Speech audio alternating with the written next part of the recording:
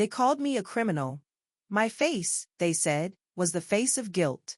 For 20 years, I wore a label that wasn't mine, a punishment for a crime I never committed. My life, my name, my future. Stolen by a lie whispered in the dark. But a secret, small and almost forgotten, lay hidden for decades. A tiny imperfection. A truth powerful enough to shatter everything they thought they knew.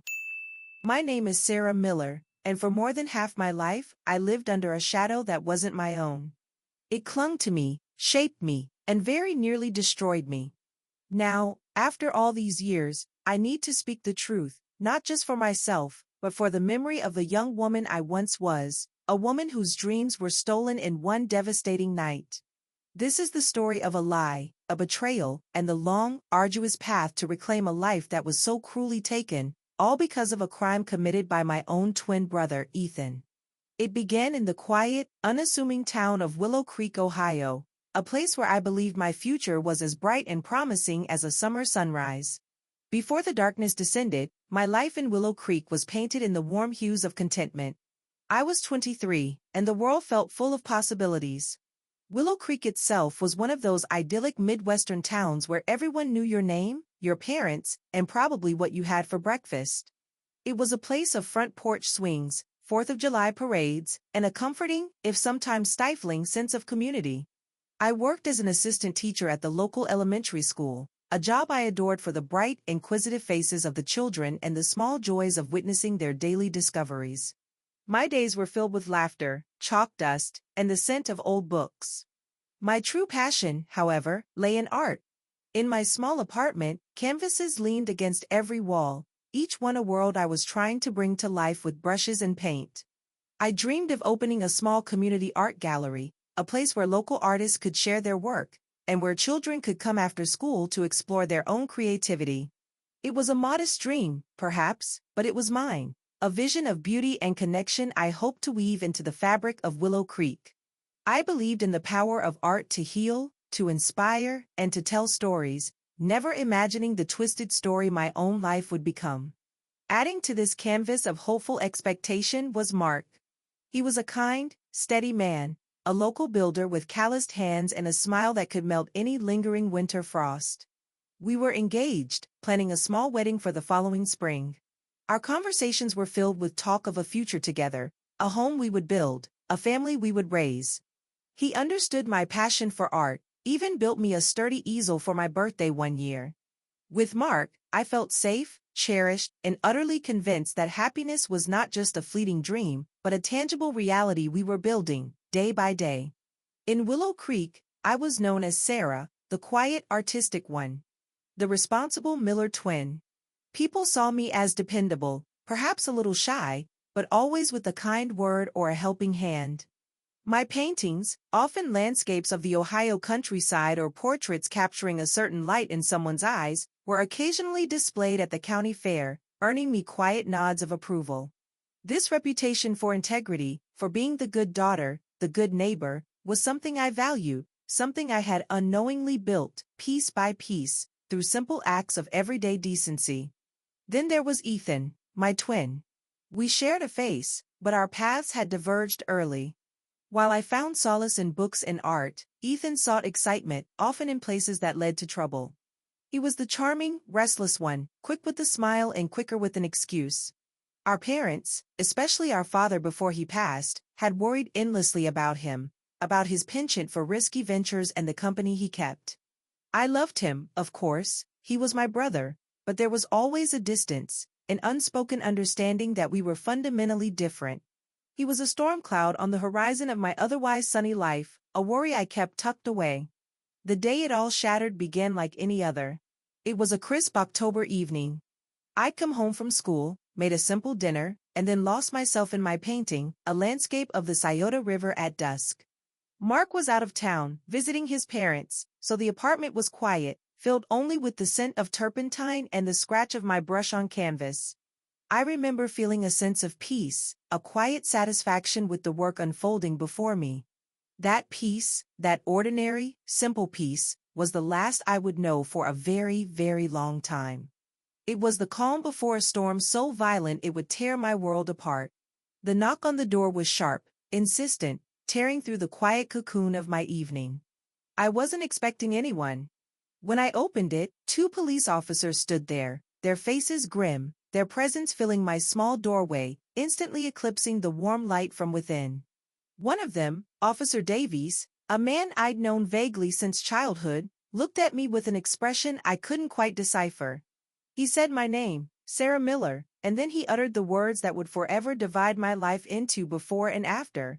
He said I was under arrest for the armed robbery of Henderson's pharmacy.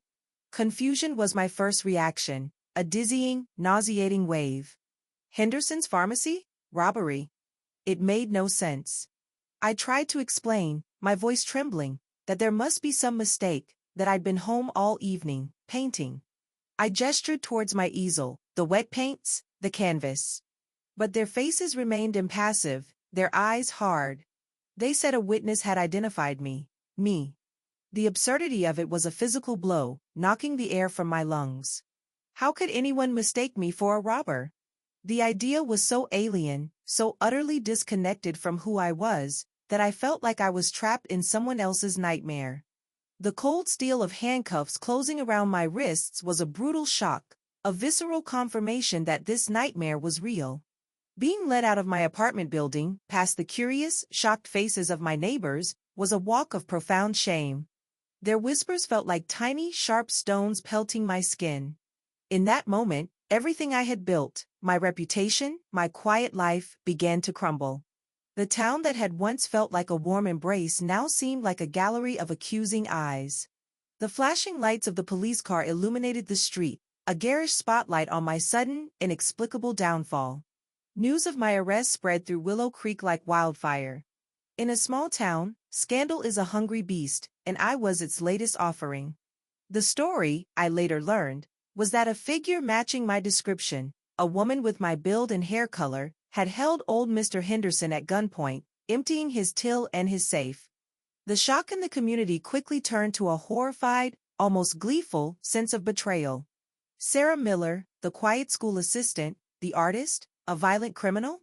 It was a narrative too sensational to resist, and I was tried and convicted in the court of public opinion long before I ever saw a judge. My mother, when she finally saw me at the police station, looked as though her own world had ended. Her face was a mask of disbelief and an agony so profound it seared itself into my memory. There was a flicker of doubt in her eyes, a desperate hope that I could explain it all away, but as the evidence mounted, the eyewitness testimony, my lack of a concrete alibi beyond my own word, I saw that flicker dim. The thought that my own mother might believe me capable of such a thing was a new, deeper layer of torment. It was a wound that, in many ways, never truly healed. Ethan's reaction was strangely muted. He came to the station with our mother, his face pale, offering quiet, almost perfunctory, words of support. He seemed more bewildered than outraged, his gaze often skittering away from mine. I remember him saying something like, "This is all a terrible mistake, Sarah, they'll sort it out." There was a detachment about him, an uncharacteristic stillness that, in my naivety and shock, I didn't question. I was too consumed by my own terror, too desperate for any reassurance, to see the truth hidden behind his carefully blank expression. The days that followed were a blur of legal jargon, hushed conferences with a public defender who seemed convinced of my guilt from the start, and the suffocating confines of a jail cell. My wedding plans with Mark were a distant, painful memory. My job was gone. My art supplies sat untouched in my silent apartment. The life I knew, the future I had so carefully planned, had been obliterated. All that remained was the crushing weight of an accusation I couldn't fathom, and the dawning, terrifying realization that no one, absolutely no one, believed in my innocence. The shadow had fallen, and I was lost within its depths. The trial itself was a grotesque formality, a play where my role as the villain had already been cast. The eyewitness, a nervous elderly woman who had caught a fleeting glimpse of the robber, pointed a trembling finger at me in the courtroom. Her certainty seemed to solidify with every headline, every whispered rumor that had circulated through Willow Creek. My public defender, overwhelmed and under-resourced, offered a tepid defense that crumbled under the prosecutor's confident assertions. The verdict, when it came, was no surprise, yet it landed with the force of a physical blow. Guilty. 20 years. The words echoed in the silent courtroom, sealing my fate, a death sentence to the life I knew.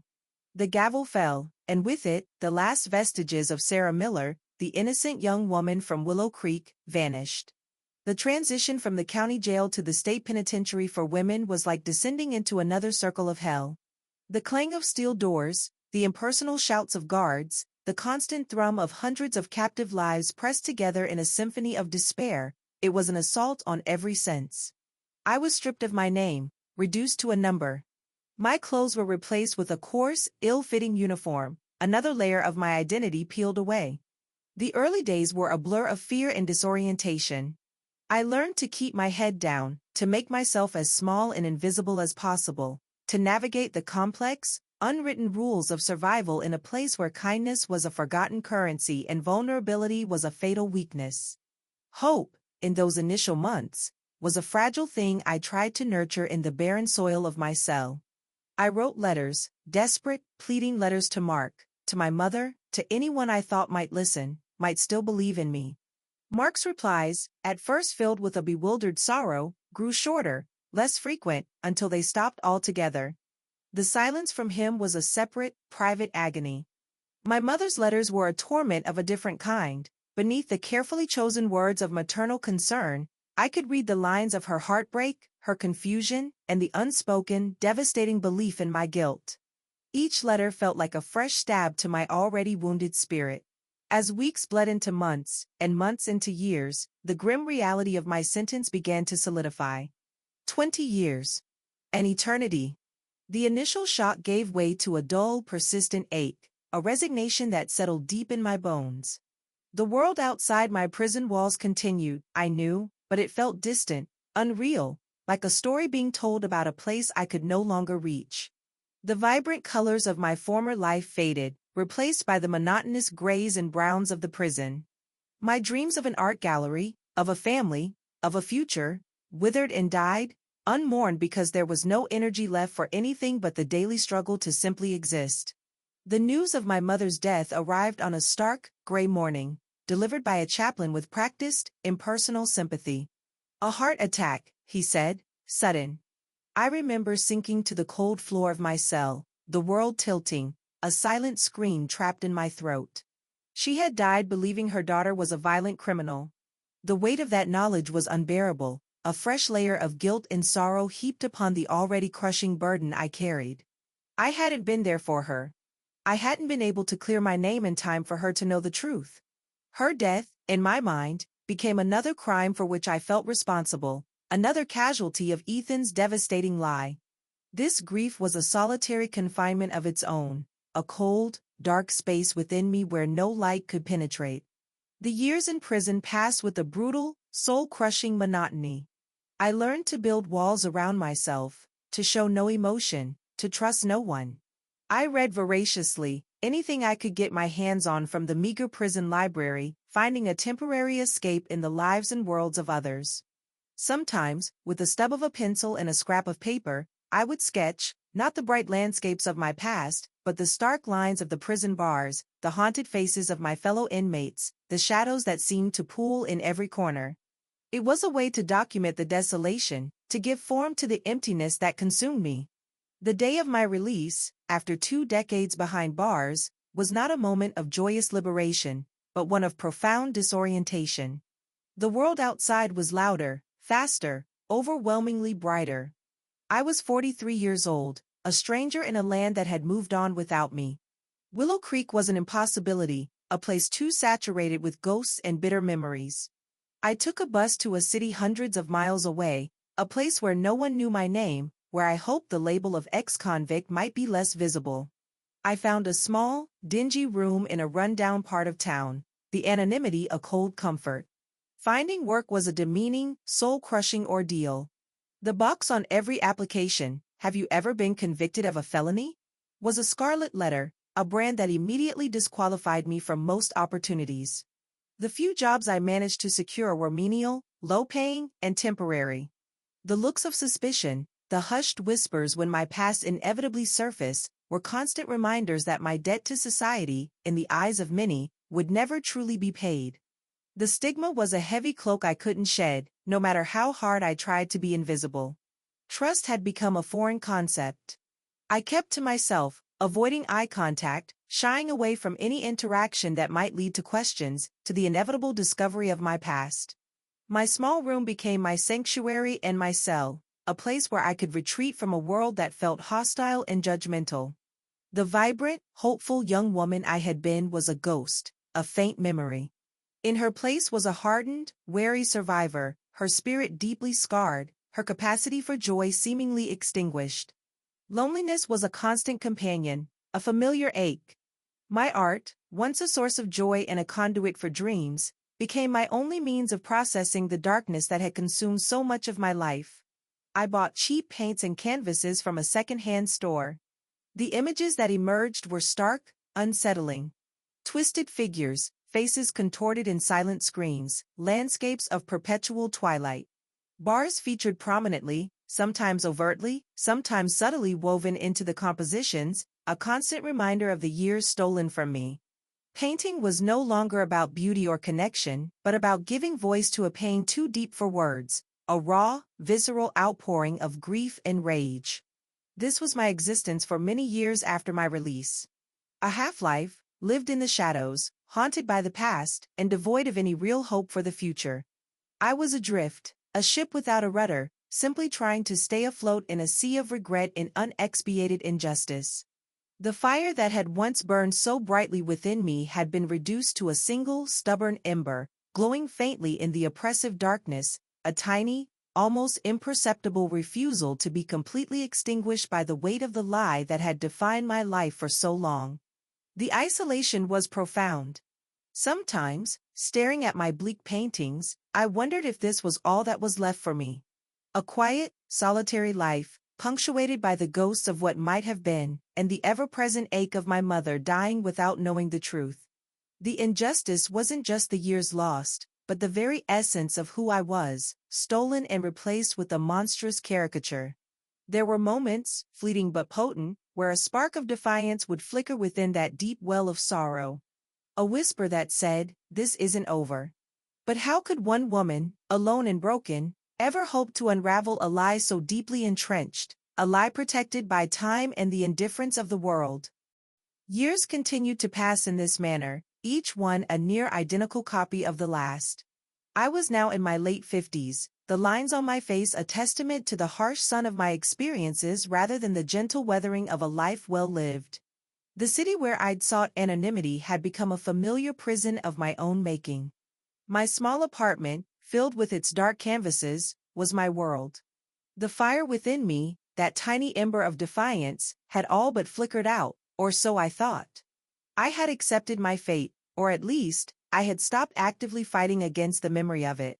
The past was a closed book, gathering dust on a forgotten shelf of my mind. Or so I believed, until an unexpected task forced me to pry open its pages once more. The call came from a distant cousin I barely knew. The old Miller family home in Willow Creek, my mother's house, which had sat empty and neglected for years after her death while various family squabbles over its fate played out, was finally being sold. I was asked, more as a formality than a genuine request, if I wanted to retrieve any personal effects before the contents were cleared out. The thought of returning to Willow Creek, to that house, filled me with a cold dread. But there was also a strange pull, a need to see it one last time, to perhaps find some closure, or simply to reclaim some small, forgotten piece of my mother, and by extension, of myself. Stepping back into that house was like stepping into a mausoleum of my past. Dust lay thick on everything, and the air was heavy with the scent of decay and forgotten memories. Each room held echoes of a life that no longer existed. It was in my mother's small, cluttered sewing room, amidst boxes of old patterns and tangled threads, that I found it. Tucked inside a well-worn King James Bible, a place my mother often kept important papers, was a small stack of letters and cards she had saved. Most were from relatives, birthday cards, get-well-soon notes. But one, a postcard, caught my eye. It was from Ethan. The postmark was faded but legible, Atlantic City, New Jersey. The date was just a few months after my conviction. On the front was a garish picture of a casino, all bright lights and promises of fortune. I turned it over. The message to our mother was brief, almost flippant. Something about trying my luck and things are looking up. He mentioned hoping she was well. There was no mention of me, no word of sympathy for her imprisoned daughter. At the time, reading it, a small, cold knot formed in my stomach. Atlantic City? Gambling. It seemed so careless, so out of sync with the tragedy our family was supposedly enduring. But I quickly dismissed it. Ethan had always been irresponsible. It was just another example of his thoughtlessness. I tucked it away with a few other mementos of my mother, a faded photograph, a silver thimble, and tried not to think about it. A few weeks after my return from Willow Creek, I received an unexpected visitor. My Aunt Martha, my father's younger sister, had heard I was back in Ohio briefly and had tracked me down to my small apartment in the city. She was an elderly woman now, her steps slow, but her mind still sharp. We hadn't seen each other in decades, not since before my arrest. Her visit was a strange mixture of awkwardness and a hesitant, fragile warmth. We spoke of mundane things, the weather, her grandchildren, the changing times. Then, as she was preparing to leave, she paused at the door. She turned to me, her gaze distant, as if looking back through the corridors of time. She said, "You know, Sarah, your father, God rest his soul, he worried so much about Ethan. He always had a weakness, that boy. A terrible weakness for betting. Lost a good bit of his college money on horses once, did you know? Broke your father's heart. He tried to keep it quiet, to protect your mother. But it was always there, that worry. Like a shadow." Her words, spoken so casually, landed with an unexpected force. A weakness for betting. Atlantic City. The postcard. Two small, seemingly unrelated pieces of information, suddenly, uncomfortably, connected. After Aunt Martha left, her words echoed in the silence of my apartment. Ethan and gambling. It wasn't just a youthful indiscretion with horses, then. Atlantic City, a few months after I was sent away, him trying his luck. A cold unease began to creep through me, an unfamiliar sensation after so many years of numb resignation. Could it be possible? The thought was monstrous, too horrifying to contemplate fully. That Ethan, my own brother, could have. No. I pushed it away. It was a coincidence. My mind, starved for any explanation other than my own guilt, was surely playing tricks on me, manufacturing connections where none existed. Yet, the seed had been planted. It was a tiny, almost invisible crack in the wall of my accepted reality, but it was there. For the first time in decades, a question, sharp and unwelcome, pierced through the fog of my despair. What if the story I had been forced to live was not the true story at all? The pharmacy robbery, old Mr. Henderson's description of the assailant, a woman, he'd said. But twins, identical twins. We could be mistaken for one another, especially under duress, in poor lighting. Hadn't it happened countless times when we were children? I tried to dismiss these thoughts. It was too late. Too much time had passed. What good would it do to stir up these old ghosts? Ethan was my brother, whatever his flaws. He had a family, a life. And I was a former convict, my credibility non-existent. Who would ever believe me? The idea of confronting this possibility was terrifying, like standing on the edge of a precipice, the ground crumbling beneath my feet. It was easier, safer, to let it go, to return to the familiar shadows. But the disquiet lingered. The image of that postcard, Ethan's careless words from a city built on chance and desperation, juxtaposed with Aunt Martha's revelation of his weakness, his shadow, kept replaying in my mind. It was like an itch I couldn't quite scratch, a discordant note in the otherwise mournful symphony of my life. These were not concrete proofs, not even solid clues, just faint whispers from the past, easily ignored. And yet, they refused to be silenced entirely. Sleep became difficult. My dark paintings on the wall seemed to stare back at me with a new intensity, their silent figures now accusing, questioning. Was I a victim not only of a flawed justice system, but of a betrayal so profound it was almost unimaginable? The thought was a poison, seeping into the fragile peace I had managed to construct. The life I had was bleak, but it was known. To open this door was to invite chaos, to risk shattering what little remained of my sanity. It's strange, isn't it, how a life can be irrevocably altered by events, and then, decades later, a chance remark, a forgotten piece of paper, can threaten to alter it all over again? These small echoes from the past, they have a power all their own. As I sit here, sharing this journey with you, I find myself wondering about the stories and secrets that lie dormant in so many lives. From what quiet corners of your own world are you listening to my voice right now? And have you ever felt the earth shift beneath your feet because of a truth, or a suspected truth, that refused to stay buried? For me, this was just the beginning of that tremor, the first, faint stirring of a storm I hadn't realized was gathering strength. For several weeks I lived in a state of agitated limbo. The whispers from the past, Aunt Martha's words, the Atlantic City postcard, they swirled in my mind, refusing to settle. I oscillated between a desperate desire to know the truth, whatever it might be, and an equally powerful urge to retreat, to shut down these unsettling thoughts and preserve the fragile, albeit bleak, peace I had found. To even consider Ethan capable of such a monstrous betrayal felt like a betrayal in itself. He was family. But the doubt, once seated, had taken root, its tendrils coiling around my heart. The true catalyst, the moment that finally shattered my inertia and propelled me towards an unknown and terrifying path, came unexpectedly. It was during one of Willow Creek's annual town festivals, a Founder's Day celebration I usually avoided like the plague. This year, however, my cousin, the one handling the sale of the house, had insisted I attend a brief family gathering associated with it. Reluctantly, I had agreed, hoping to make a quick appearance and then slip away unnoticed. And that's where I saw him, holding court, Ethan. He stood near the town square gazebo, surrounded by a small group of admirers, local business owners, town council members. He was older, of course, lines etched around his eyes, his hair now more silver than brown, but he still possessed that easy charm, that confident air that had always drawn people to him. He was successful, I knew from my cousin's occasional updates. He owned a thriving construction business, was married with 2 grown children, and was considered a pillar of the Willow Creek community. A respected man. A family man. A far cry from the desperate youth who might have robbed a pharmacy. As I watched from a distance, a wave of nausea washed over me. The contrast between his comfortable, celebrated life and the barren wasteland mine had become was a physical blow. He laughed, a hearty, confident sound that echoed across the square, and it felt like a personal affront, a mockery of the 20 years I had lost, of the mother who had died believing her daughter was a felon. It was the casual ease of his existence, the sheer, unadulterated normality of it, that ignited a rage within me, a cold, hard fury I hadn't felt in decades.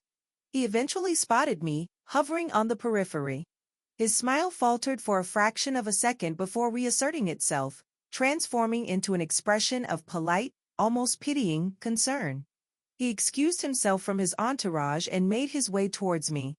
"Sarah," he said, his voice smooth, tinged with that familiar, patronizing kindness. "It's good to see you out.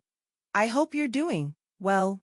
His eyes, so like my own, yet so different, scanned me, taking in my worn clothes, the weary lines on my face. There was a subtle assessment in his gaze, a flicker of something I couldn't quite name, but it made my skin crawl.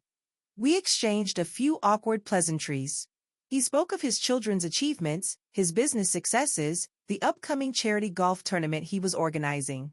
He painted a picture of a life well lived, a life of purpose and contribution. Then, with a sigh that was perhaps meant to convey sympathy but landed as pure condescension, he said, "Life can be tough, can't it? Some of us get the breaks, others, well, things just don't work out." He patted my arm, a gesture of feigned commiseration. He added, almost as an afterthought, "But you're strong, Sarah. Always were the quiet, strong one." It was that platitude, that casual dismissal of my entire stolen life as just a string of bad breaks, coupled with the insufferable arrogance of his success, that finally snapped something within me. The years of suppressed anger, of unspeakable grief, of soul-crushing injustice, coalesced into a single, blinding moment of clarity. This man, my brother, was living a lie, a comfortable, prosperous lie built upon the ruins of my existence. And he felt nothing. No guilt, no remorse. Only a patronizing pity for the sister whose life he had so carelessly destroyed. I managed to mumble a polite, non-committal response, my insides churning. As I walked away from him, his jovial laughter once again reaching my ears as he rejoined his admirers, the rage didn't dissipate. It solidified, hardened into a cold, unwavering resolve. The question was no longer if Ethan was responsible, but how he had done it, and why he had let me pay the price. The image of that Atlantic City postcard, the memory of Aunt Martha's words about his gambling, suddenly clicked into sharper focus. It wasn't just a possibility anymore, it was a terrifying, sickening probability. That night, back in my solitary city apartment, I couldn't paint. I couldn't read. I paced the small room like a caged animal. The apathy that had shrouded me for so long had been burned away, replaced by a raw, urgent need for answers. The basta, the enough, had finally arrived. I would no longer be the passive victim of this story. I would no longer be the quiet, forgotten ex-convict. I would find out the truth, whatever the cost, whatever it revealed. The fear was still there, a cold knot in my stomach, but it was now overshadowed by a different emotion, determination. A fierce, almost primal, need to reclaim my name, to reclaim the years that had been stolen, to make Ethan Miller, pillar of the community, confront the devastation he had wrought. My mother deserved to have her memory honored with the truth. And I, Sarah Miller, deserved to finally, after all these years, live without the suffocating weight of a crime I did not commit. The decision felt monumental, like stepping off a cliff into the unknown. There was no clear path, no guarantee of success, only a burning conviction that I could not, would not, live the rest of my life in the shadow of this lie. The encounter with Ethan, his casual cruelty disguised as kindness, had been the spark. It had ignited the last remaining ember of my spirit, fanning it into a flame. I looked at my dark, somber paintings. They were a testament to my pain, to my imprisonment, both literal and metaphorical. But now, a new image began to form in my mind, an image of truth, of justice, however delayed. The journey would be difficult, perhaps impossible. I had no resources, no allies, only a resurrected anger and a lifetime of questions. But for the first time in what felt like an eternity, I had a purpose. The hunt, silent and solitary for now, had begun. I owed it to myself. I owed it to the memory of the young woman I once was, and to the mother who died without knowing the truth. This was no longer just about survival, it was about reclamation.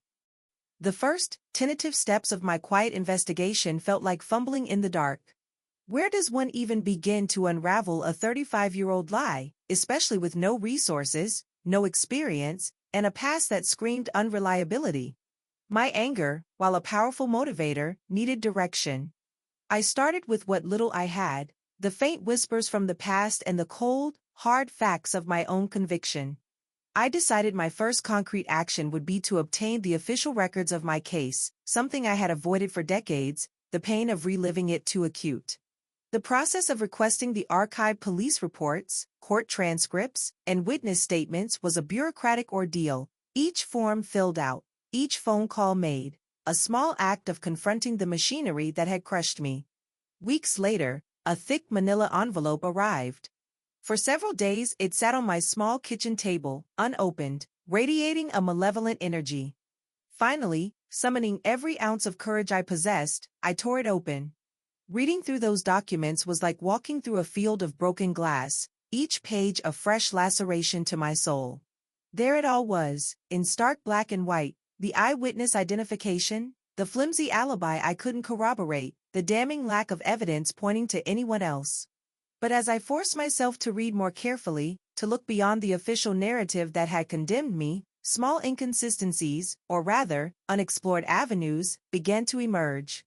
The description of the robber, while generally matching me, noted that the assailant seemed nervous, almost frantic, a demeanor no one who knew me, even casually, would have associated with my quiet, composed nature. Ethan, on the other hand, when cornered or stressed, could be exactly that, agitated, erratic. The witness, Mrs. Gable, had mentioned the robber wore a dark, nondescript jacket and a baseball cap pulled low. She also recalled, almost as an afterthought in her statement, a fleeting glimpse of something on the assailant's shoulder when the jacket momentarily slipped as they vaulted the counter. A smudge, maybe a dark mark, or just dirt. This detail, so insignificant at the time, had been dismissed by the police. But for me, it resonated with a chilling clarity when I thought of the childhood photograph and the small, distinctive birthmark on Ethan's left shoulder, a mark he always took pains to conceal as we grew older. Armed with this sliver of a possibility, I returned to Willow Creek, a place I had sworn I would never willingly set foot in again. My purpose was singular: to find that photograph. The family home was now officially on the market, cleaned out by a professional service, its contents dispersed or discarded. My heart sank. Had my one potential piece of tangible evidence been lost forever in the purge? I contacted my cousin, feigning a desire to retrieve some sentimental childhood items I might have overlooked. He was vaguely sympathetic, informing me that most of the junk from the attic and basement had been boxed up and sent to a local charity thrift store. Thus began a series of painstaking, often demoralizing, visits to every thrift store and secondhand shop in Willow Creek and the surrounding county. I sifted through dusty boxes of old photographs, albums filled with the smiling, unknown faces of other people's families, searching for that one specific image, that one piece of my past that might hold the key to my future. Most days, I found nothing, returning to my temporary, cheap motel room with a growing sense of hopelessness. Was I chasing a ghost, a figment of my desperate imagination? During this period, I also tried to subtly gather information about Ethan's life around the time of the robbery. It was a delicate dance, asking vague questions of old acquaintances I occasionally bumped into, people who mostly remembered me as the Miller twin who went to prison. I learned that Ethan had indeed been struggling financially back then, that there were whispers of gambling debts, hushed talk of him owing money to the wrong kind of people. These were just fragments, old gossip, nothing concrete, but they added layers to the picture I was slowly, painstakingly assembling in my mind. One afternoon, in a dimly lit, cluttered thrift store on the outskirts of a neighboring town, my hand brushed against a familiar, worn cardboard box. It was one of several labeled Miller Residence, Attic. My heart began to pound. I carefully pulled it towards me, the scent of dust and old paper filling my nostrils. Inside, a chaotic jumble of old-school reports, forgotten toys, and stacks of loose photographs. My fingers trembled as I sorted through them, image after image of my childhood, of Ethan, of our parents. And then, there it was. The photograph was small, slightly faded, the corners softened with age. Me and Ethan, no more than 10 years old, standing on the shores of Lake Erie during a family vacation. We were both shirtless, squinting into the summer sun, skinny arms slung around each other's shoulders in a rare moment of boyhood camaraderie. And there, clearly visible on Ethan's left shoulder, was the small, crescent-shaped birthmark. I stared at it, my breath catching in my throat. It was real. It wasn't a figment of my imagination. This tiny, almost insignificant mark, hidden for so long, suddenly felt like the most important thing in the world. I clutched the photograph to my chest, a wave of emotions, relief, vindication, and a profound, aching sadness washing over me. This was it. This was the proof I had been searching for, the tangible link between Ethan and the crime for which I had paid so dearly. It wasn't a smoking gun, not yet, but it was a start, a solid foundation upon which I could begin to build my case, to reclaim my truth. The world outside the dusty thrift store seemed to recede, the noise fading to a dull hum. In my hand, I held not just an old photograph, but a key. The discovery of the photograph galvanized me. The hopelessness that had threatened to consume me was replaced by a renewed, almost feverish sense of purpose. I knew, with a certainty that settled deep in my bones, that Ethan was the one who had robbed Henderson's pharmacy. The gambling debts, the desperation, his subsequent flight of fancy to Atlantic City, it all fit. He had seen an opportunity, a way out of his financial troubles, and in his selfishness, in his cowardice, he had allowed his own twin brother, his own flesh and blood, to take the fall. My investigation, which had begun as a hesitant, fearful search, now took on a sharper edge. The question was no longer if Ethan was guilty, but how I could prove it beyond the shadow of a doubt, how I could make the world see the truth that had been buried for so long. The photograph was a powerful piece of personal conviction, but I knew it wouldn't be enough to overturn a 35-year-old conviction in a court of law, or even in the court of public opinion in a town like Willow Creek. I returned to my small, impersonal room in the city, the photograph carefully secured. My mind raced, considering my next steps. I needed more than just an old picture and decades-old gossip. I needed something to corroborate the birthmark significance in the context of the crime. I needed to find a way to make Ethan himself reveal his guilt. The path ahead was still shrouded in uncertainty, fraught with danger. Confronting Ethan directly, accusing him, could backfire spectacularly. He was a respected man, powerful in his own small sphere. I was an ex-convict with a wild story. The odds were still overwhelmingly stacked against me. But now, I had a weapon, small and faded, but potent with the truth. And I was determined to learn how to wield it. The photograph became my talisman, my constant companion. I'd study it for hours, the image of young Ethan, oblivious and smiling, his telltale birthmark exposed to the summer sun, a stark contrast to the man he had become, the man who had hidden that mark and his monstrous secret for so long. The weight of his betrayal felt heavier now that I held a piece of tangible proof. It wasn't just a suspicion anymore, it was a near certainty etched onto a piece of faded photo paper. The loving brother in that picture was a ghost, replaced by the cold, calculating man who had let me rot in his stead. With the photograph secured, my focus shifted. I needed to understand Ethan's life more thoroughly, especially around the time of the robbery and in the immediate aftermath. What had he done with the money from the pharmacy? How had he managed to evade suspicion so completely? Aunt Martha's casual remark about his gambling debts was a starting point, but I needed more than just family lore. I needed evidence, however circumstantial, that could paint a clearer picture of his desperation back then. My attempts to dig into Ethan's past finances through official channels were, predictably, a dead end. Without legal standing or resources, I was stonewalled at every turn. Public records from that era were sparse, and privacy laws made accessing any personal financial information impossible. I realized I was approaching this like a detective in a movie, but I had none of their tools or authority. My frustration mounted. It felt like I was hitting a brick wall, armed with a powerful truth but no way to make it stick. It was during one of my many sleepless nights, staring at the ceiling of my cramped apartment, that an idea began to form, a long shot, but perhaps my only viable option. Maria Rodriguez. We had served time together, years ago. Maria was tough, street-smart, and possessed a shrewd intelligence that the system had consistently underestimated. We had formed a cautious, unspoken bond in the harsh landscape of the penitentiary, a shared understanding of survival. After her release, a few years before mine, I'd heard she'd been trying to make a go of it as a private investigator, mostly small-time stuff, finding missing pets, serving papers. Finding Maria wasn't easy. The prison grapevine, even after all these years, had its tendrils.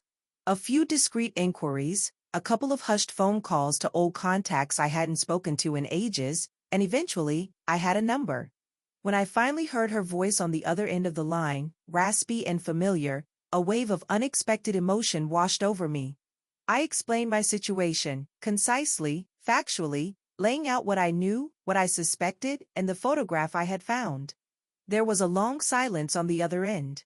Then, Maria said, "Miller, huh? Always knew you were too quiet for what they pinned on you. Your brother, you say? Damn. That's a special kind of low." Her voice held no judgment, only a weary understanding of the world's capacity for cruelty. She agreed to meet. When we sat down in a noisy diner a few days later, it was like no time had passed, yet everything had changed. I showed her the photograph. She studied it intently, then looked at me. "This mark," she said, tapping the image of Ethan's shoulder, "this is your ace in the hole, if we can play it right. But you're right, on its own, it's just a sad story." Maria, with her network of contacts and her more flexible approach to information gathering, was able to unearth details I never could have. She couldn't find official bank records, but she found people who remembered Ethan from back then. Old bookies, former associates from the shadier side of town, people who had long since moved on but hadn't forgotten. Slowly, a clearer picture of Ethan's desperation emerged. He had been deep in debt to some very unsavory characters, people who wouldn't hesitate to use violence to collect what was owed. The pressure on him must have been immense. The Atlantic City postcard suddenly made more sense. It wasn't just a casual trip, it was likely a desperate attempt to win big, to pay off his debts after the pharmacy robbery had given him a temporary reprieve. Maria even found a disgruntled former employee of one of those old bookies who vaguely recalled hearing about some local kid, a builder's son or something, who had miraculously, and very suddenly, settled a massive gambling debt around the exact time of the Henderson's pharmacy robbery. The description, though vague, fit Ethan. Each piece of information Maria uncovered was like another nail in Ethan's coffin of lies. His motivation was no longer just a theory, it was becoming a credible narrative. He hadn't just stumbled into trouble, he had been drowning in it. And he had used me as a life raft, sacrificing my life to save his own skin, to maintain his facade of respectability in Willow Creek. The coldness of his calculation was breathtaking. He had watched me go to prison, listened to our mother's heartbreak, and carried on with his life as if nothing had happened. The full weight of his deception, his utter lack of conscience, settled upon me. This wasn't just a crime of opportunity, it was a profound and sustained betrayal. He hadn't just let me take the fall, he had actively participated in my condemnation through his silence, through his pretense of normalcy. The respectable man, the pillar of the community, was a fraud, his entire life built on a foundation of my suffering. The anger I felt was no longer hot and explosive, but a cold, hard resolve. Justice wasn't just about clearing my name, it was about exposing Ethan for who he truly was. Maria, sensing my determination, laid out the stark reality. She said, "Look, Sarah, we've got a good story, a compelling one. The birthmark is strong. The motive is there. But he's had 35 years to bury this. He's got money, reputation. We need more than just circumstantial evidence and old memories. We need something from him. A confession, an admission, something that ties him directly, undeniably to that robbery, or at least to the lie." Her words were a sobering reminder of the challenge ahead. We had peeled back the layers of time and deceit, revealing the rotten core of Ethan's secret. But to bring that truth into the light, to make it undeniable, we needed to confront the monster in his carefully constructed den. The face of evil, I now knew, was not some shadowy stranger, but the familiar, handsome face of my own twin brother. And the next step, the most dangerous one, would be to find a way to make that face reveal its true nature. The revelation of Ethan's motive, the sheer, calculated selfishness behind his betrayal, solidified my resolve into something akin to cold steel. The grief and shock were still there, lingering beneath the surface, but they were now overlaid with a grim determination. Maria was right, we needed more than circumstantial evidence. We needed Ethan himself to crack, to reveal, however inadvertently, the truth he had guarded for so long. The question was, how to orchestrate such a moment without tipping him off, without giving him the chance to further entrench himself in his lies or, worse, retaliate in a way that could silence me for good. My mind raced through countless scenarios, each more improbable or dangerous than the last. A direct confrontation felt too risky. He would deny everything, paint me as a bitter, delusional ex-convict seeking revenge. Going to the police with what we had, a 35-year-old photograph and stories from discredited sources, would likely result in polite dismissal. They had closed this case decades ago. I was the convicted criminal. Ethan was the respected citizen.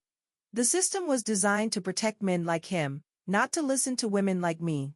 The plan, when it finally began to take shape, was born out of a desperate kind of cunning, a strategy that relied on Ethan's arrogance and his deeply buried, but hopefully still accessible, guilt. I decided I needed to meet him, but not in a way that would immediately put him on the defensive.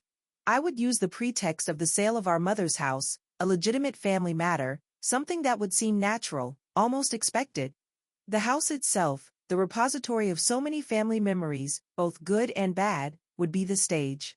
I would need to guide the conversation, subtly, carefully, towards the past, towards the time of the robbery, probing for inconsistencies, for those small tells that might betray his carefully constructed facade. And I would need to record it. Maria, with her PI toolkit, assured me she could arrange for a discreet recording device, something small enough to be hidden, powerful enough to capture clear audio. The legality of it was questionable, but at this point, my concern for legal niceties was secondary to my quest for truth and a measure of justice. The most crucial element, however, would be the photograph. Not just its existence, but the timing of its reveal. I wouldn't lead with it. I would let Ethan talk, let him perhaps feel a sense of control, even pity, for his less fortunate sister. Then, at the opportune moment, when his guard was down, when he was perhaps lulled into a sense of security by my seemingly benign conversation, I would introduce the topic of the birthmark, of the detail Mrs. Gable had mentioned in her witness statement, the smudge on the robber's shoulder. The strategy was to observe his reaction. Would he dismiss it out of hand? Would he show a flicker of recognition, a moment of unease? His response to this specific, almost forgotten detail from the crime scene, a detail only the true perpetrator or someone intimately familiar with the case files would likely recall with any clarity, could be the key. If he denied any knowledge of such a mark being mentioned, it would be one thing. But if he reacted defensively, or tried to explain it away too quickly, too specifically, that could be the crack we needed. Maria helped me rehearse. We went over potential questions, possible responses from Ethan, how to steer the conversation without being too obvious. She played devil's advocate, poking holes in my approach, forcing me to refine my strategy. She reminded me to stay calm, to control my own emotions, to let Ethan be the one to potentially unravel. This wasn't just about a confrontation, it was about setting a carefully baited trap, using his own history, his own secrets, against him. The thought of executing this plan filled me with a potent mixture of dread and a grim, almost exhilarating anticipation. I would be walking into the lion's den, armed with little more than my wits and a single faded photograph. Ethan was a master manipulator, a man who had successfully lived a lie for over 3 decades. Underestimating him would be a fatal mistake. But I also knew his weaknesses, his arrogance, his deeply ingrained belief in his own superiority, and perhaps, just perhaps, a sliver of dormant guilt that, if poked correctly, might surface. The justice I sought wasn't necessarily about seeing Ethan behind bars, though that thought held a certain grim satisfaction. My 20 years were gone, no amount of punishment for him could bring them back. What I craved, more than anything, was a public acknowledgement of the truth, a restoration of my name, and the dismantling of the false pedestal upon which Ethan had built his life. I wanted Willow Creek, the town that had so readily condemned me, to know who the real criminal was. I wanted the shadow of his crime lifted from my life, once and for all. The plan was far from foolproof. So much could go wrong. He could refuse to meet. He could see through my pretext. He could simply walk away, stonewall me, or even become aggressive. The recording device could fail. But it was the only plan I had, the only way I could see to potentially force a crack in his armor. The risk was immense, but the alternative, a lifetime of silent suffering, of living under the weight of his unconfessed crime, was no longer an option. The stage was being set for a confrontation decades in theme-making. My heart pounded at the thought, but my resolve was firm. I would see this through, no matter the personal cost. I had already paid the ultimate price for his crime. What more did I have to lose except the chains of the past? The day I arranged to meet Ethan at our mother's old house was overcast, the sky a bruised purple, mirroring the turmoil within me. Maria had meticulously set up a tiny recording device, concealed in a brooch I wore on my jacket, and another, even smaller, hidden amongst some dusty knickknacks on the mantelpiece in the living room, the room where I planned for our conversation to take place. She would be parked down the street, out of sight, monitoring the audio feed via a Bluetooth earpiece, a silent, unseen ally. Her parting words were, "Remember, Sarah, slow and steady. Let him do the talking. You're just there to listen. And to guide." Ethan arrived looking every bit the successful businessman, his car expensive, his suit immaculate. He greeted me with that familiar blend of superficial warmth and underlying condescension. "Sarah," he said, his voice smooth, "good of you to come. Let's get this over with, shall we? Lots to discuss about the house, I imagine. He exuded an air of control, of someone used to being in charge, which was precisely what I had anticipated. We walked through the silent, empty rooms, the dust motes dancing in the dim light filtering through the grimy windows. The conversation, initially, was stilted, focused on the practicalities of the house sale, lawyers, valuations, minor repairs. I let him lead, nodding, asking few questions, trying to project an air of weary resignation. This was part of the plan, to lull him into a sense of his own superiority, to make him believe I was still the broken, defeated sister he had always pitied. Gradually, as we settled in the living room, surrounded by the ghosts of our childhood, I began to steer the conversation, ever so gently, towards the past. I spoke of our mother, of her final years, of the sadness that had clung to her. Ethan listened, his expression carefully neutral, offering a few platitudes about her being at peace now. There was no discernible flicker of guilt, no hint of remorse. It was like talking to a polished stone. Then, I took a breath and said, "You know, Ethan, I've been doing a lot of thinking lately. About that time. The robbery. My arrest." His eyes narrowed, just a fraction. "Sarah, what's the point of dredging all that up? It was a terrible time for all of us. Best left in the past." His voice was still calm, but there was a new edge to it, a warning. "I know," I replied, keeping my own voice soft, almost hesitant. But there were things about the trial, about the evidence, that never quite made sense to me. Little details.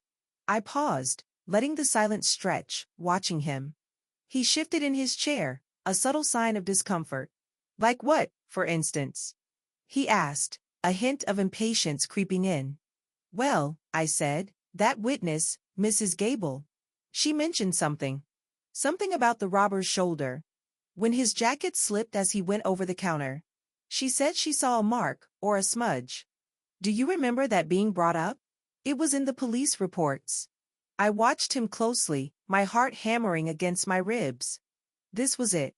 The first prod.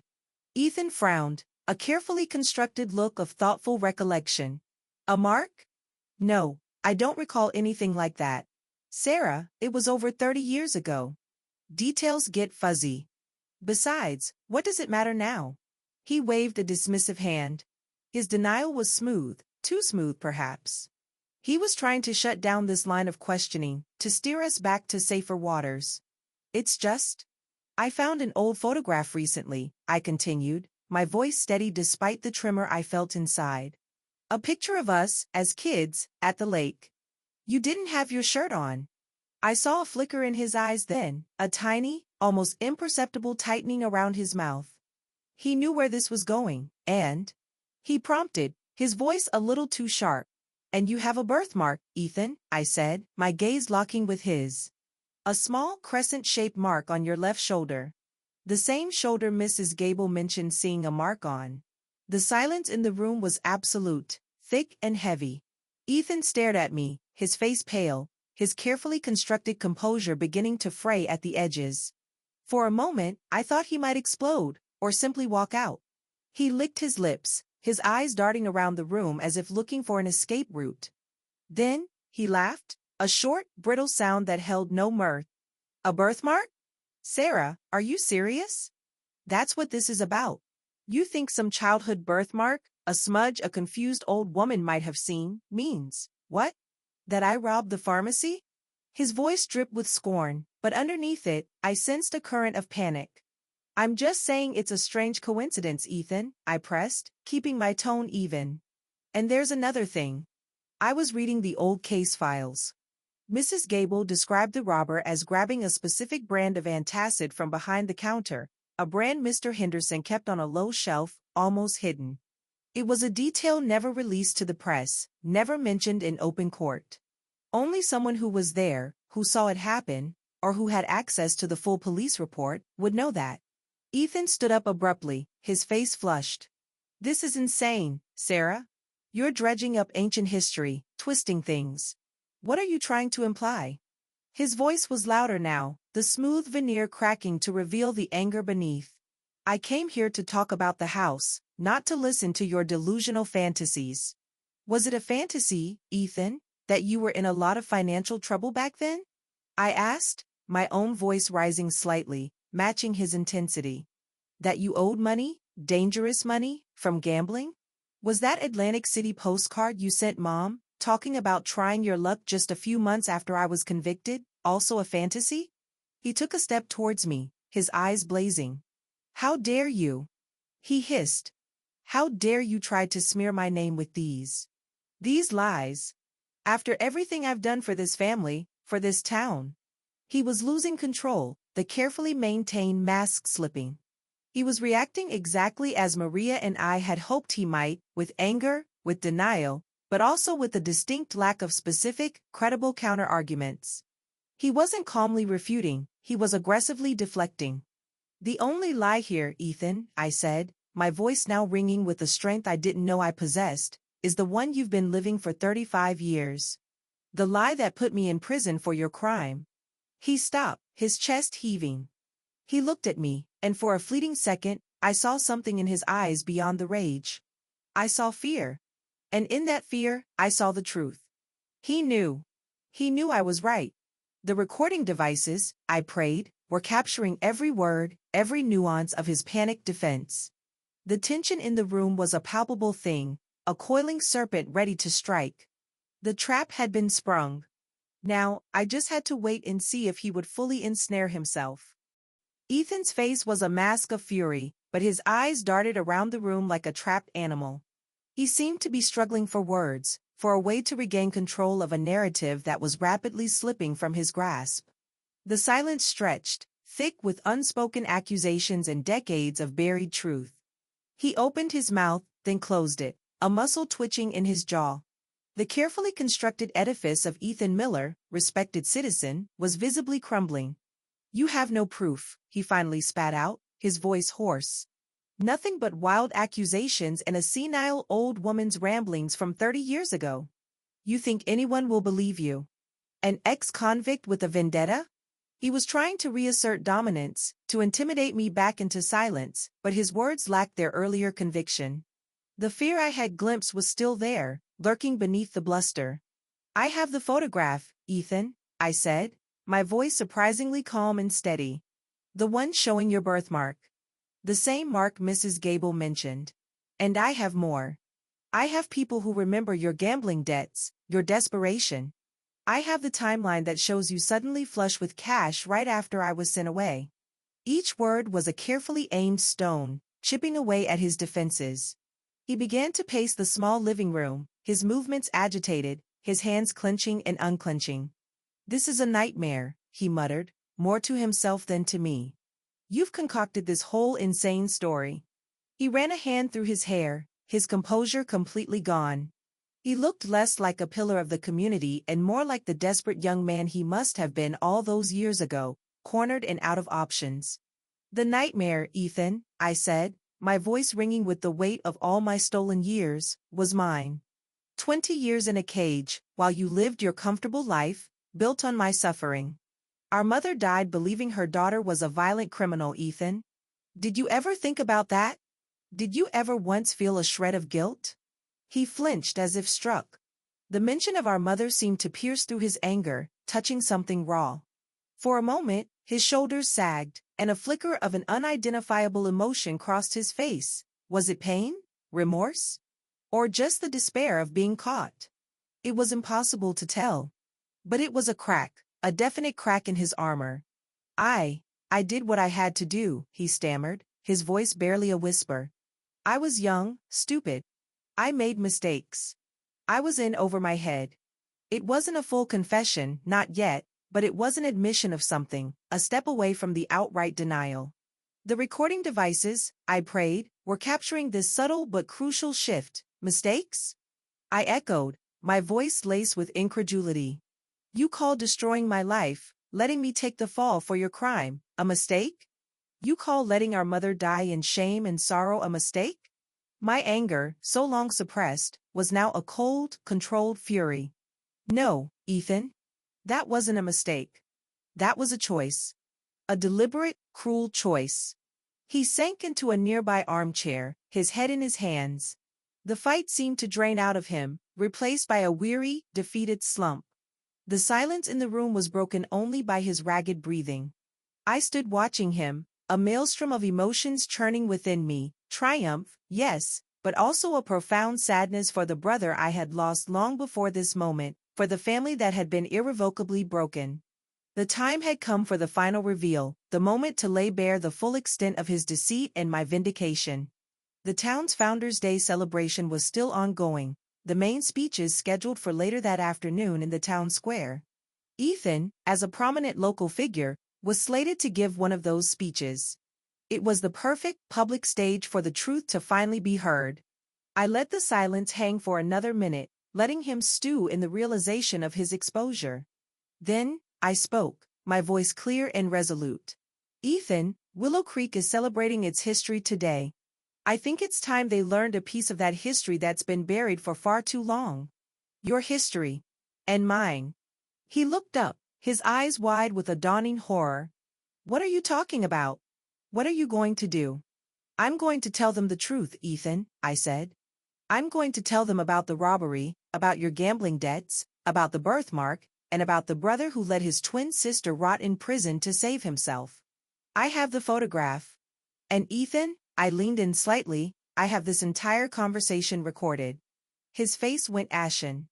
The fight completely drained out of him, replaced by a look of utter, abject despair. He knew he was cornered. He knew there was no escape. The bravado, the denials, the carefully constructed lies, all gone. All that remained was the pathetic, terrified core of the man who had committed an unforgivable act and lived a lie ever since. The moment was heavy with the weight of unspoken years. It wasn't a triumphant, Hollywood-style gotcha moment. It was grimmer, more somber than that. It was the quiet, devastating implosion of a life built on deceit. The recording of his partial admissions, his panicked reactions, combined with the photograph and the circumstantial evidence Maria had gathered, would be enough, I hoped, to at least cast serious doubt on my conviction and expose Ethan for who he was. You can't, he whispered, his voice hoarse. Sarah, please. It will destroy me. My family. My children. And what about my life, Ethan? I asked, my voice devoid of pity. What about the family I never had? The children I never bore? You destroyed me long ago. Today is about the truth. And everyone in Willow Creek is going to hear it. I stood up, the brooch with its hidden microphone feeling like a shield. The next act of this drama would unfold not in the dusty silence of this old house, but in the bright, public square of the town that had once been my home. The reckoning was at hand. The walk from our mother's old house to the Willow Creek town square felt like the longest journey of my life. Ethan trailed behind me, a broken man, his earlier arrogance replaced by a shuffling, defeated gait. He made a few desperate, whispered pleas, incoherent babble about finding another way, about protecting the family name, but his words lacked conviction, lost in the wind that rustled the autumn leaves. I said nothing, my resolve a silent, unyielding wall. Maria met me at the edge of the square, a small, almost imperceptible nod passing between us. She had the edited audio recording ready. The square was bustling. Booths selling crafts and baked goods lined the perimeter, children chased each other around the central fountain, and a small brass band played patriotic tunes with slightly off-key enthusiasm. On the hastily erected stage, the mayor was just finishing his welcoming remarks, his voice amplified by crackling speakers. He then began to introduce the next speaker, a man who embodies the spirit of Willow Creek, a dedicated community leader, a successful businessman, and a true son of our town. Mr. Ethan Miller.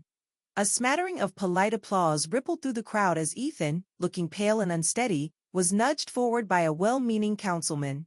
He stumbled towards the podium, his eyes darting nervously towards me where I stood near the side of the stage, Maria a discreet presence beside me.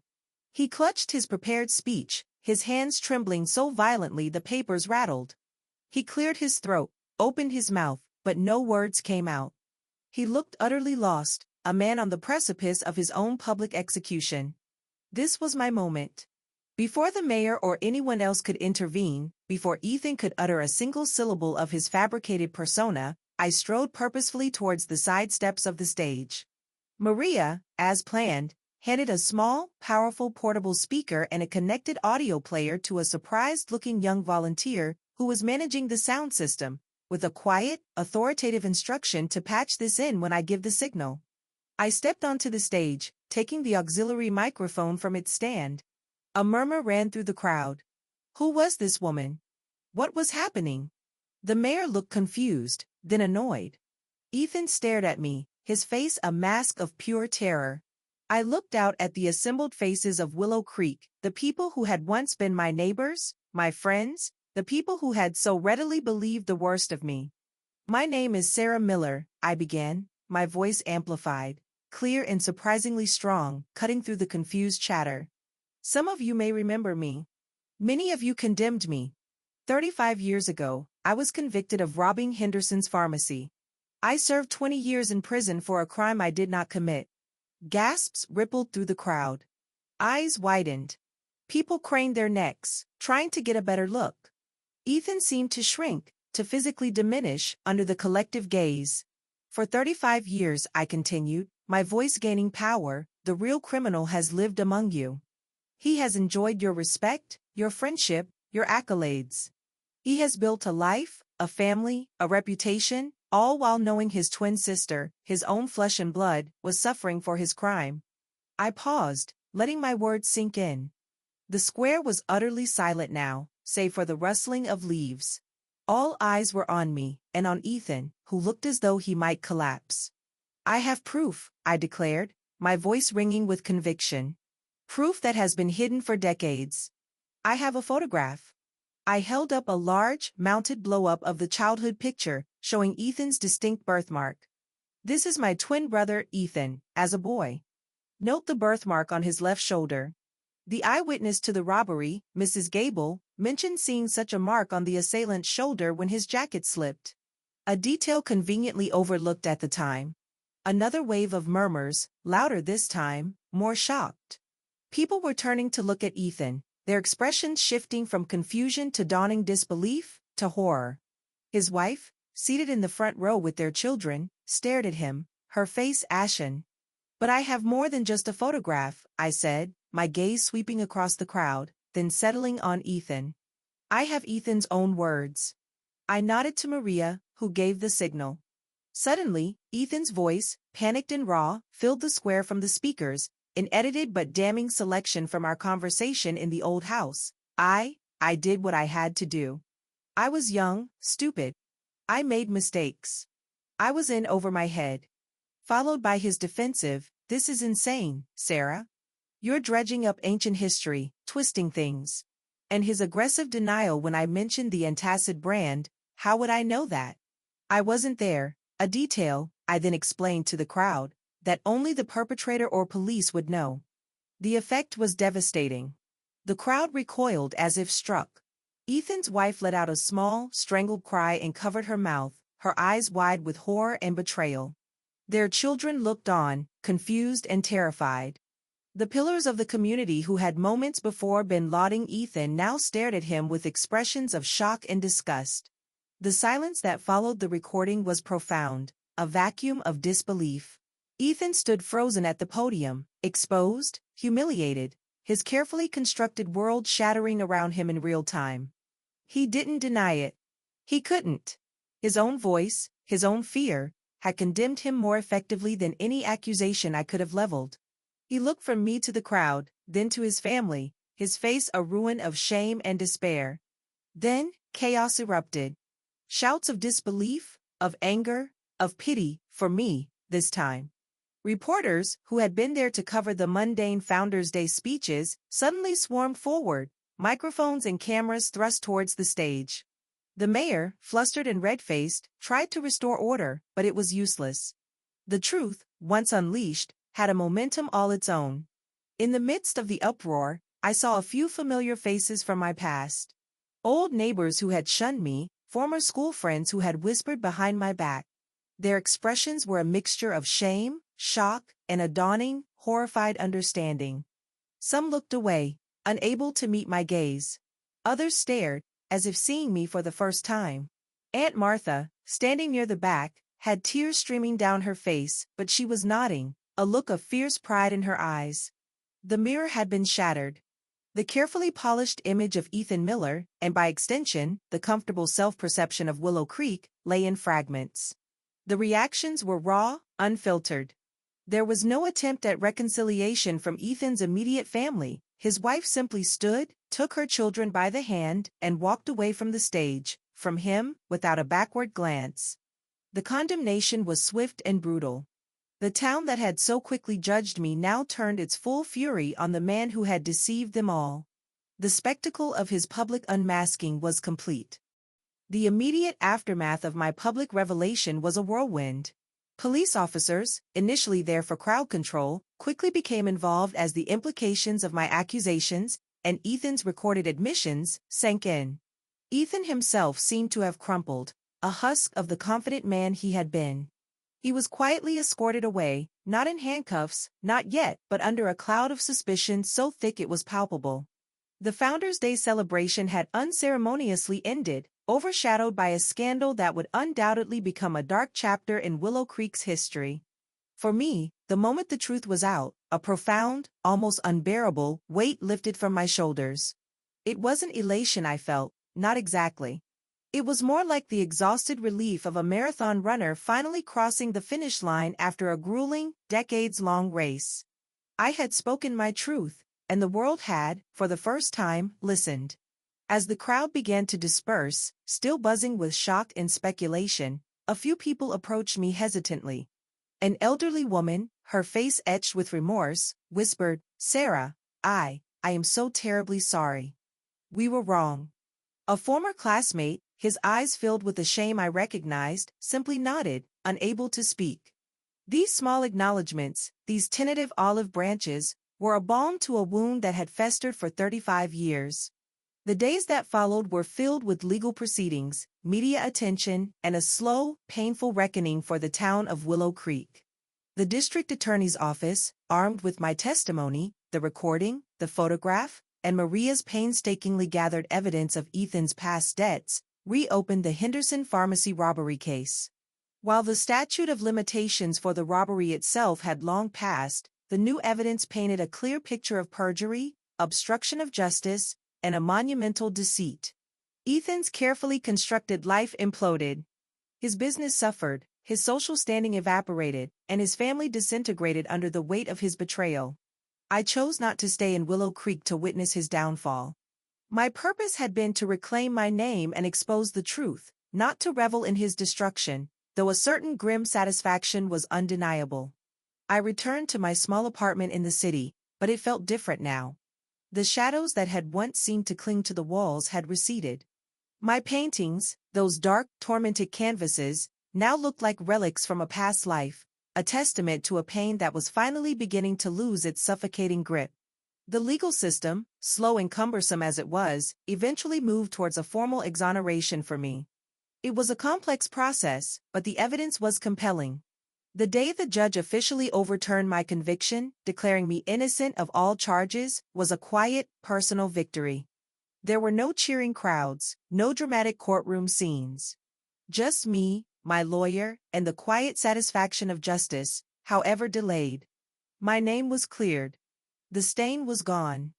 But the real transformation wasn't a legal one, it was internal.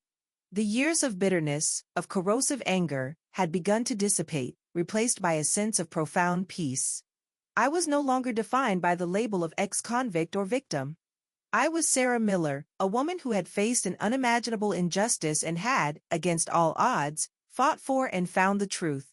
The ordeal had undeniably scarred me, had stolen irreplaceable years, but it had also forged a strength within me I never knew I possessed. I had learned the true meaning of resilience, the enduring power of a single, unwavering voice speaking truth to power. I started painting again, but this time, the colors were different, brighter, more hopeful. I still painted from a place of deep emotion, but the emotions were no longer solely those of pain and desolation. There was strength in my brushstrokes, a quiet dignity in the figures I portrayed. I even began to sketch ideas for that community art gallery I had dreamed of so long ago, not in Willow Creek, but perhaps here, in this anonymous city that had unknowingly sheltered me during my darkest years. The woman who had been consumed by the past, who had lived in the shadows of a lie, was slowly, surely, stepping into the light. I was no longer looking over my shoulder, no longer flinching at whispers. I walked with my head held high, not in arrogance, but in the quiet confidence of someone who had faced her demons and emerged, not unscathed, but whole. The fear was gone, replaced by a hard-won wisdom and a deep appreciation for the simple act of living a life in truth. My relationship with the world had changed. I was still cautious, still private, but the walls around my heart had begun to crumble. I reconnected with Aunt Martha, who became a cherished friend and confidant. I even found myself engaging in small conversations with neighbors, offering a smile, a shared observation about the weather, tiny acts of normalcy that felt like monumental steps forward. The journey had been long and arduous, a descent into darkness and a slow, painful climb back into the light. I had lost so much: my youth, my reputation, my family, my mother's final peace of mind. But in fighting for the truth, I had found something invaluable: myself. The Sarah who had been broken and defeated was gone. In her place stood a woman who knew her own worth, her own strength, her own truth. I was, in a very real sense, reborn from the ashes of a devastating lie. And this new life, forged in the crucible of injustice, was mine to shape, mine to live, with dignity and an open heart. The final chapter of Ethan's story, as it unfolded in the news and through occasional updates from Aunt Martha, was a quiet slide into ignominy. While he wasn't imprisoned for the original robbery due to the passage of time, the legal repercussions for perjury and the ensuing civil suits, including one I filed to reclaim some measure of compensation for the years stolen, left him financially ruined and stripped of his standing. His wife finalized their divorce, his children became estranged, and the name Ethan Miller became synonymous with deceit in Willow Creek. His punishment was not a prison cell, but the lifelong burden of his exposed truth, the contempt of his community, and the wreckage of his family. For me, that was a justice of its own kind.